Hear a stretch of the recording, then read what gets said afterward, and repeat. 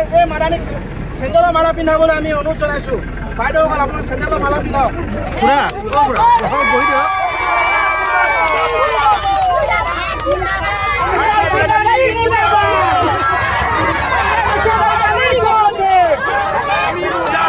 আমাৰ অসমৰ মুখ্যমন্ত্ৰী তেওঁ প্ৰচাৰণা কৰিব, আঙুলি টোৱাব, এইটো কেতিয়াও গ্ৰহণ কৰা নহ'ব। কিন্তু কেতিয়াও আৰু গ্ৰহণ কৰা নহ'ব।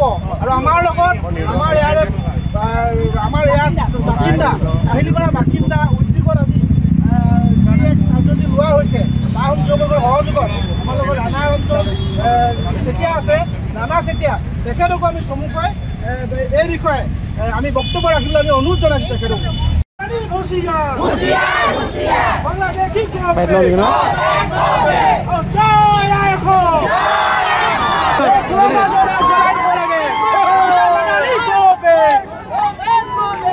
উচ্ছেদ হবই হব।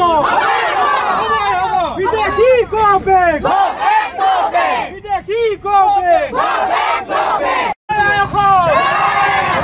অবৈধ বিদেশী হুঁচিয়াৰ, অবৈধ দখলদাৰী হুঁচিয়াৰ,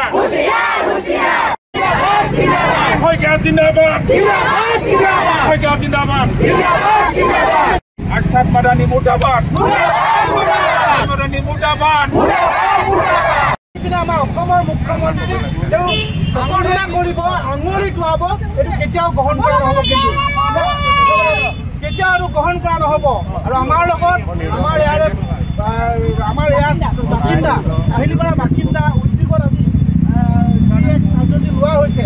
তাৰ সহযোগত আমাৰ লগত ৰাণা ৰঞ্জন চেতিয়া আছে, ৰাণা চেতিয়া তেখেতকো আমি চমুকৈ এই বিষয়ে আমি বক্তব্য ৰাখিবলৈ আমি অনুৰোধ জনাইছোঁ। আমাৰ যি উচ্ছেদ চলি আছে, অসমৰ যিসকল অবৈধ নাগৰিক, সন্দেহযুক্ত নাগৰিকৰ ওপৰত উচ্ছেদ চলি আছে, এটা বহুত সাহসী সিদ্ধান্ত হয়। অসম গণ পৰিষদ যেতিয়া চৰকাৰে গঠন হৈছিলে তেতিয়া সেই সিদ্ধান্ত ল'ব লাগিছিলে, কিন্তু সেই সিদ্ধান্ত লোৱা নহ'ল। কিন্তু আজি অসম চৰকাৰে অসমৰ এজন সাহসী মুখ্যমন্ত্ৰী ডাঙৰীয়াই তেওঁৰ লগত আমাৰ বহুত আদৰ্শগত পাৰ্থক্য থাকিব পাৰে। কিন্তু তেখেত এজন মুখ্যমন্ত্ৰীয়ে তেখেতে যি উচ্ছেদ অভিযান চলাইছে তাত কিন্তু অসমৰ প্ৰতিজন খিলঞ্জীয়া লোকে কিন্তু তেওঁক সহমত প্ৰদান কৰিছে। তেওঁক সকলোৱে মানে এই ক্ষেত্ৰত আমি সকলোৱে প্ৰতিজন অসমীয়া লোকে তেওঁক আমি এই সমৰ্থন আগবঢ়াইছোঁ কৰিছোঁ। তেনে এজন মুখ্যমন্ত্ৰীক ক'ৰবাত বাহিৰৰ এজন তেওঁ মিয়া হয় নে কি হয়, ক'ৰবাত আৰছাদ মাদানী বোলা এজন মানুহে তেখেতে আহি পিনে অসমৰ মুখ্যমন্ত্ৰীক বেয়া কথা ক'ব, অসমৰ মুখ্যমন্ত্ৰীক উচ্চতাচিত কৰিব, সেইটো কিন্তু আমি কেতিয়াও মানিম জানো? আমি সেইটো কেতিয়াও আমাৰ মুখ্যমন্ত্ৰী হয়, আমাৰ মুখ্যমন্ত্ৰী হয় কি নহয়? আমাৰ অসমৰ মুখ্যমন্ত্ৰী হয়।